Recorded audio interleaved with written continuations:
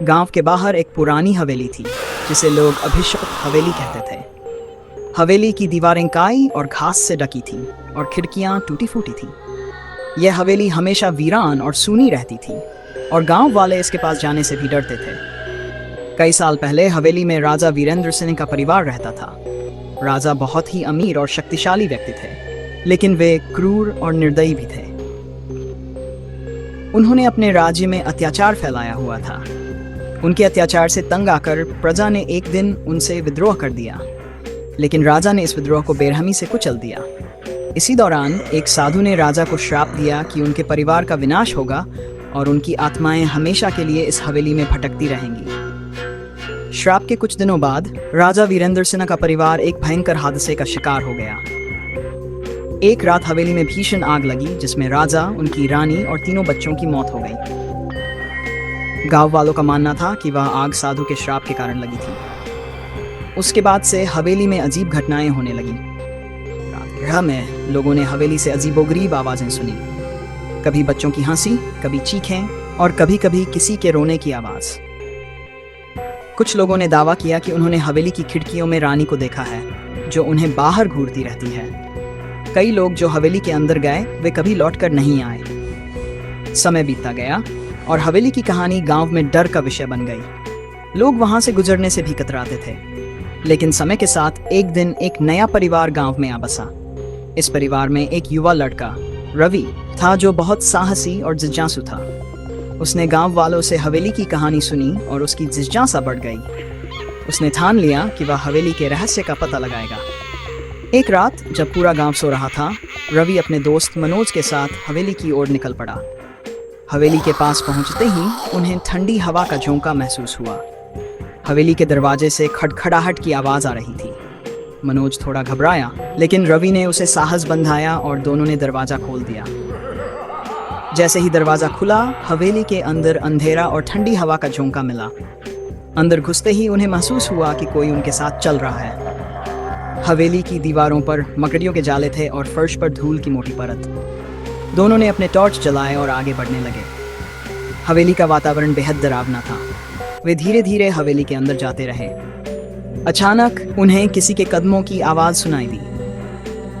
दोनों ने रुककर आवाज की दिशा में देखा, लेकिन वहां कोई नहीं था। दोनों एक दूसरे को देखकर चौंक गए और मन ही मन डरने लगे। थोड़ी देर के बाद वे एक बड़े हॉल में पहुंचे। हॉल के बीचों बीच एक पुराना लकड़ी का झूला था, जो अपने आप हिल रहा था।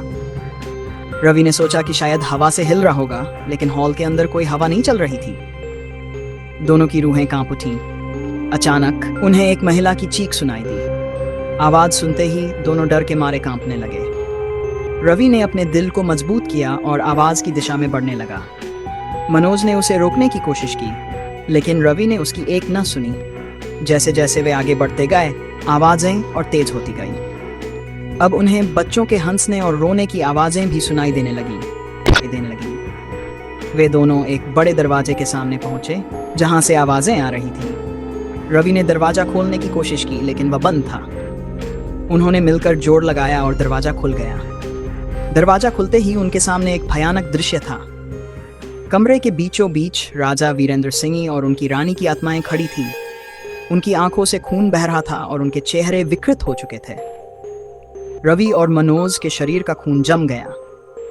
रानी की आत्मा ने अचानक चीखते हुए उनके सामने आकर कहा, तुमने हमारे श्रापित घर में घुसने की हिम्मत कैसे की? रवि और मनोज डर से कांपते हुए पीछे हटने लगे, लेकिन दरवाजा अचानक बंद हो गया। कमरे में अंधेरा छा गया और ठंडी हवा का झोंका उनके चारों ओर घूमने लगा। उन्होंने भागने की कोशिश की, लेकिन उनके पैरों ने साथ देने से इनकार कर दिया। अचानक राजा की आत्मा ने अपने हाथ उठाए और हवेली की दीवारें हिलने लगीं। कमरे की दीवारों से खून की धाराएं बहने लगीं और फर्श पर बेतहाशा जालें बनने लगीं। दोनों को ऐसा लग रहा था कि अब उनकी मौत निश्चित है। तभी मनोज को साधु द्वारा दी गई चेतावनी याद आई। उसने चिल्लाते हुए कहा, हमारा इन सब में कोई दोष नहीं है, हमें छोड़ दो। इतना सुनते ही राजा की आत्मा एक पल के लिए रुक गई और बोली, तुम्हें छोड़ देंगे, लेकिन इस शापित हवेली से कभी न लौटने का वचन दो। रवि और मनोज ने डरते हुए हाँ में सिर हिलाया। इसके बाद हवेली की दीवारें और फर्श सामान्य होने लगे और राजा और रानी की आत्माएं धीरे धीरे गायब हो गई। दरवाज़ा खुद ब खुद खुल गया और उन्होंने तुरंत बाहर की ओर भागना शुरू किया। जब वे बाहर निकले तो उन्हें एहसास हुआ कि वे किसी बुरे सपने से जागे हैं। लेकिन जब उन्होंने पीछे मुड़कर देखा तो हवेली की खिड़कियों से धुआं उठ रहा था, जैसे किसी आग ने उसे निगल लिया हो। वे दोनों समझ गए कि यह कोई सपना नहीं बल्कि एक भयावह हकीकत थी।